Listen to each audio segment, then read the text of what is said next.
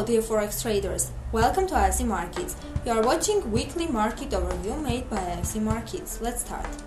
Last week of September, the US dollar lost some more ground against its major competitors. The Australian dollar has shown the greatest rally this time, having strengthened by 1.3%. The euro, the yen, the pound and the loonie completed trading with about the same results, plus 0.2% to plus 0.5%. The Swiss franc lost 0.1%, while the dollar index fell by 0.3%. One of the main topics in the news flows remains the fiscal issue in the United States. Government offices are closed while October 17 is approaching. On that day, the government will not be able to pay its obligations according to the Treasury. The US is in danger of default if Republicans and Democrats are not able to agree on raising the debt limit. Under such circumstances, the Japanese yen and other traditionally protective assets are in the focus. The dollar-yen is already traded near 1 month lows around a 97.00, approaching the 200-day moving average at a 96.17, which is often considered as a benchmark for determining the medium-term trend. Of course, it is difficult to believe in the possibility of default of the largest economy in the world, and many market participants expect that the parties will manage to come to a last-minute agreement.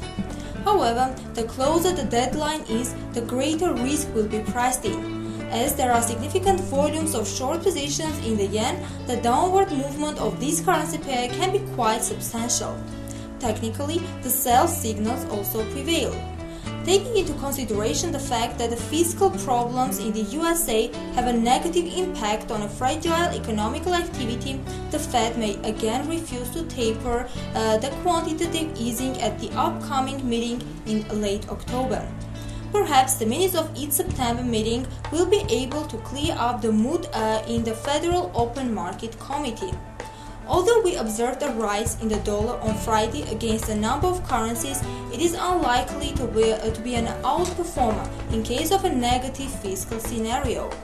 Meanwhile, amid growing uncertainty, riskier currencies, including the Australian dollar, the British pound and the euro, may experience pressure, especially against the yen, the franc and possibly to a lesser extent against the dollar. This week, we still hope to have a look at September payrolls report.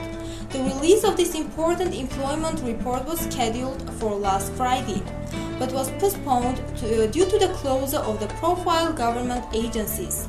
In addition, on Friday, we are awaiting data on industrial production in the UK for August, as well as some GDP figures. On the same day, the Fed's September meeting minutes will be published. On Thursday, attention should be paid to employment data from Australia, after which we are waiting for the meeting of the Bank of England. On Friday, September inflation figures in Germany, unemployment data in Canada, and retail sales in the US will be eyed. You are watching Weekly Market Overview by IFC Markets. Do not forget to subscribe to our YouTube channel and follow us every Tuesday. Goodbye.